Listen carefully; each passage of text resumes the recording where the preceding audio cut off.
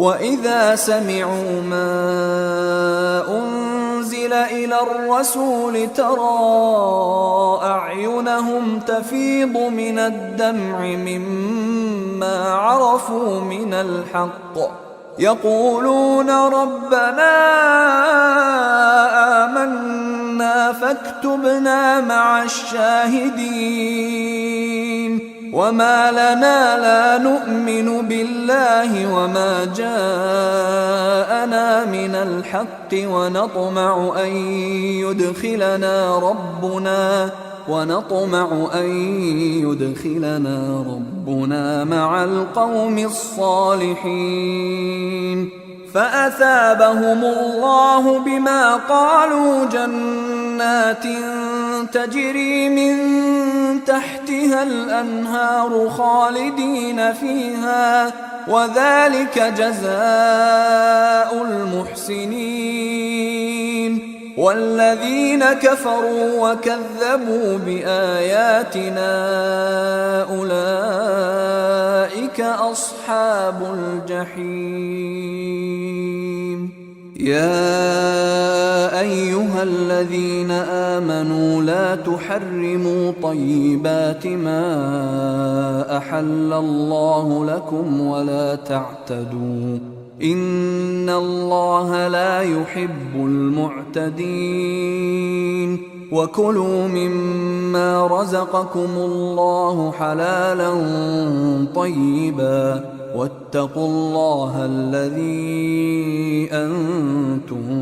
به مؤمنون لا يؤاخذكم الله باللغو في أيمانكم ولكن يؤاخذكم بما عقدتم الأيمان فكفارته إطعام 10 مساكين من أوسط ما تطعمون أهليكم أو كسوتهم أو تحرير رقبة فمن لم يجد فصيام 3 أيام ذلك كفارة أيمانكم إذا حلفتم واحفظوا أيمانكم كذلك يبين الله لكم آياته لعلكم تشكرون يا أيها الذين آمنوا إنما الخمر والميسر والأنصاب والأزلام رجس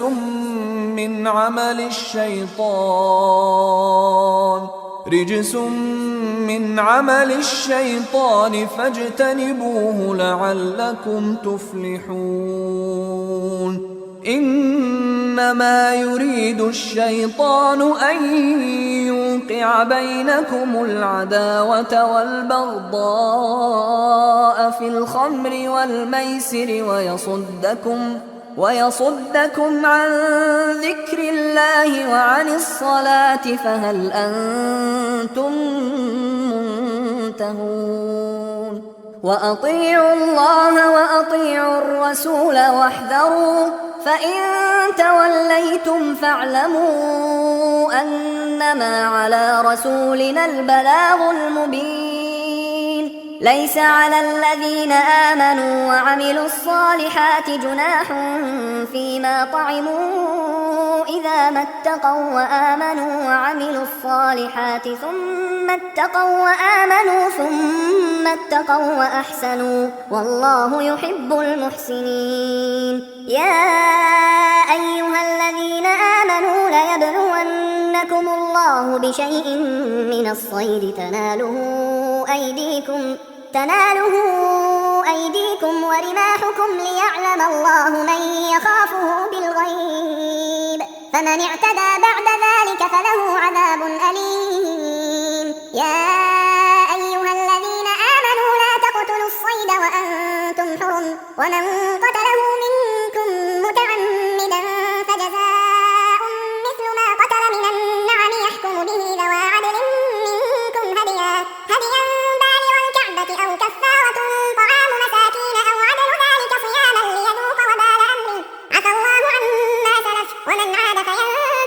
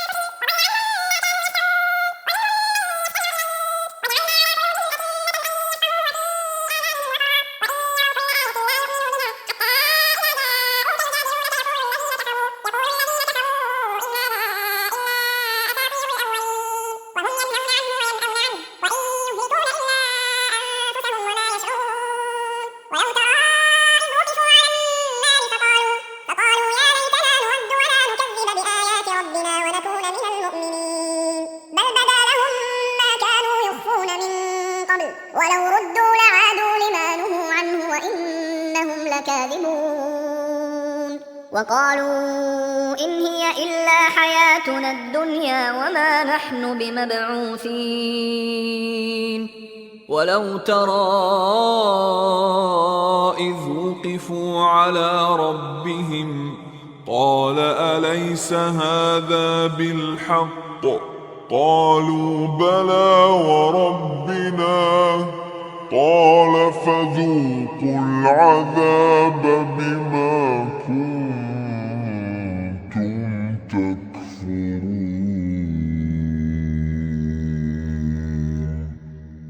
قد خسر الذين كذبوا بلقاء الله حتى إذا جاءتهم الساعة بغتة قالوا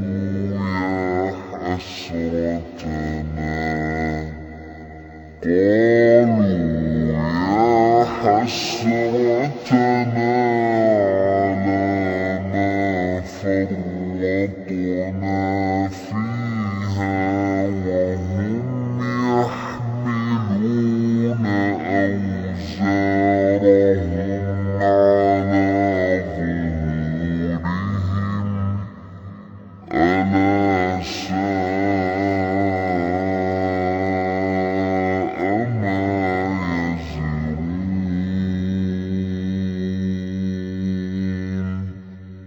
وما الحياة الدنيا إلا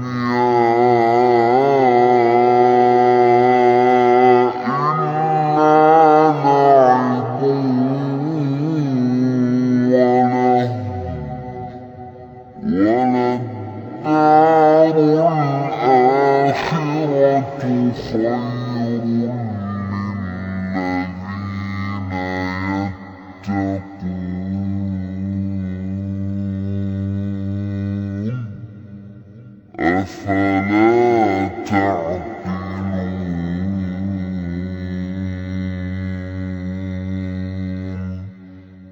قد نعلم إنه ليحزنك الذي يقولون فإنهم لا يكذبونك ولكن الظالمين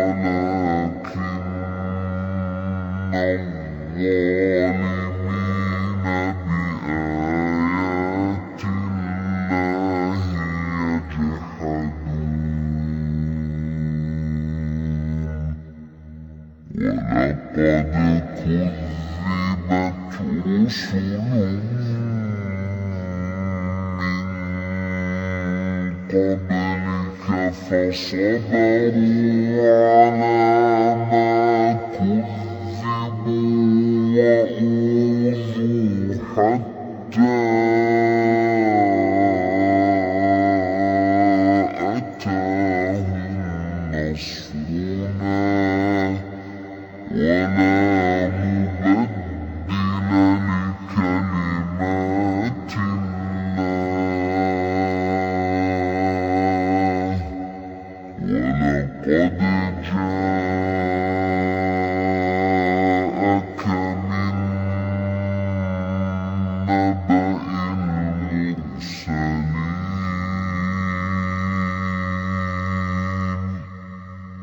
وإن كان كبر عليك إعراضهم فإن استطعت أن تبتغي نفقا في الأرض أو سلما في السماء فتأتيهم بآية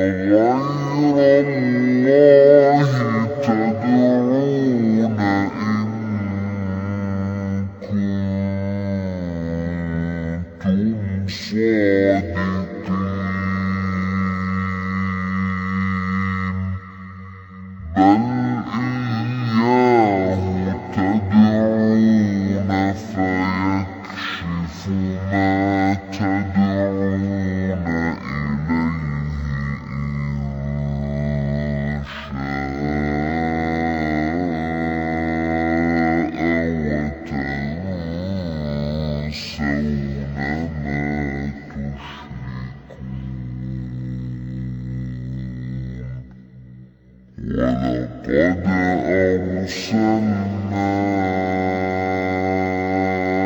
إلى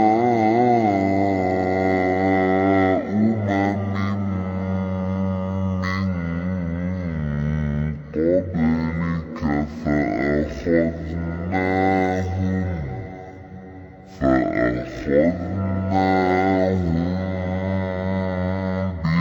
بالبأساء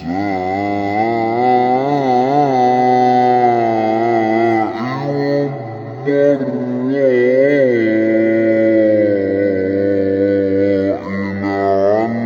لعلهم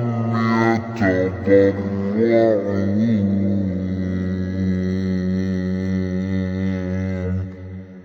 فلولا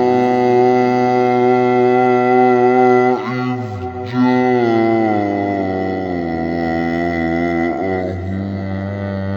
بأسنا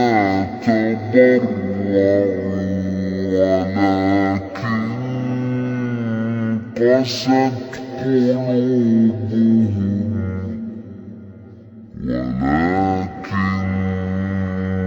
قست قلوبهم وزين لهم الشيطان ما كانوا يعملون فلما نسوا ما ذكروا به فتحنا عليهم أبواب كل شيء حتى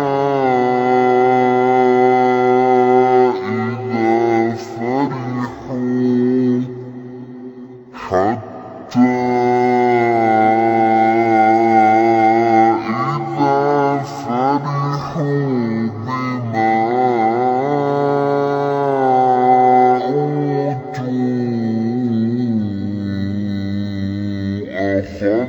أخذناهم بغتة فإذا هم مبلسون فقطع دابر القوم الذين ظلموا والحمد لله رب العالمين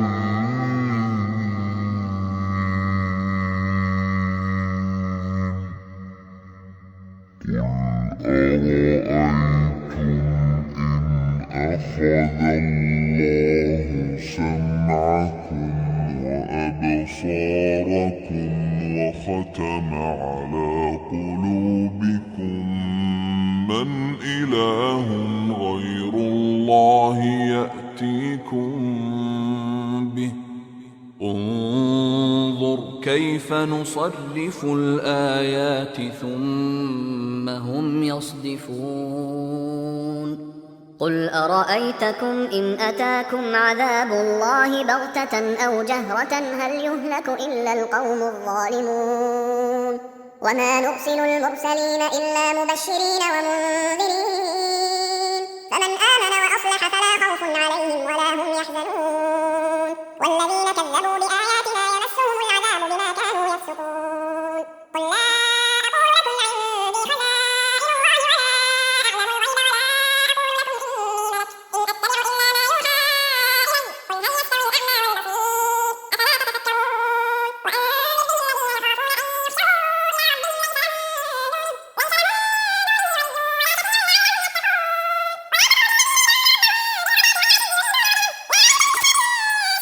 دونه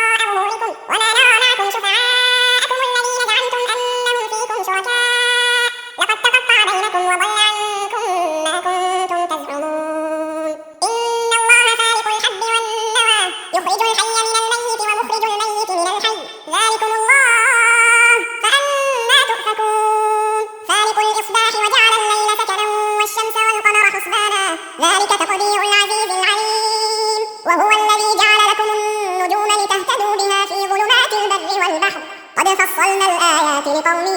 يعلمون وهو الذي أنشأكم من نفس واحدة فمستقر ومستودع قد فصلنا الآيات لقوم يفقهون وهو الذي أنزل من السماء ماء فأخرجنا به نبات كل شيء فأخرجنا منه خضرا نخرج منه حبا متراكبا ومن النخل من طلعها قنوان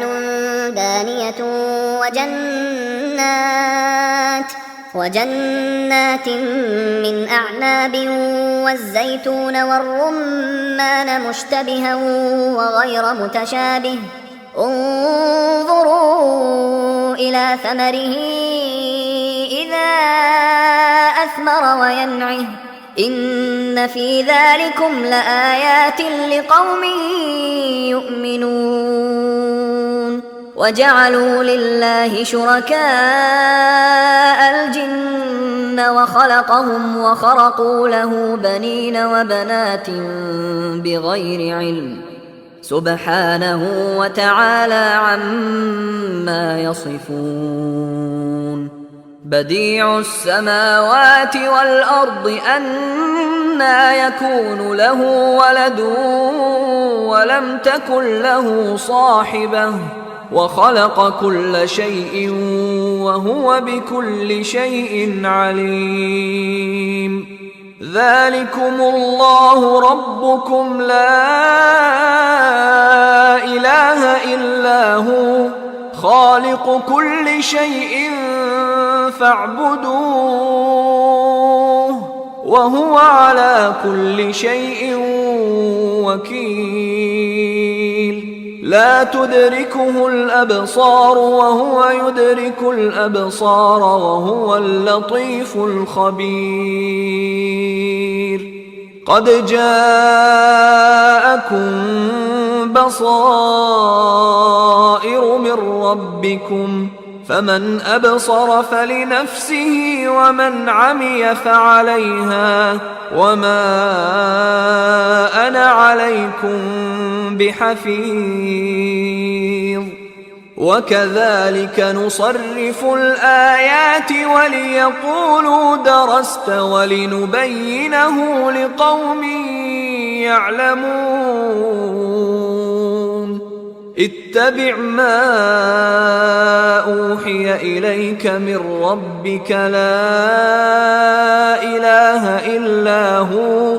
وأعرض عن المشركين ولو شاء الله ما أشركوا وما جعلناك عليهم حفيظا وما أنت عليهم بوكيل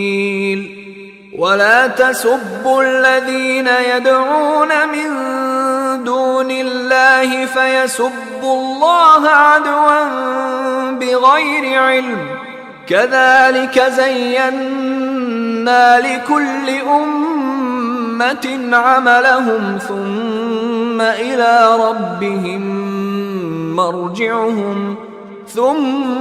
إلى ربهم مرجعهم فينبئهم بما كانوا يعملون وأقسموا بالله جهد أيمانهم لئن جاءتهم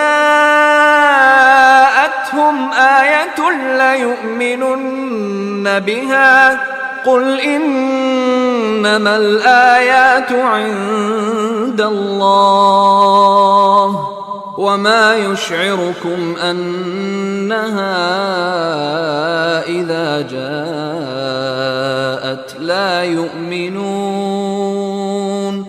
ونقلب أفئدتهم وأبصارهم كما لم يؤمنوا به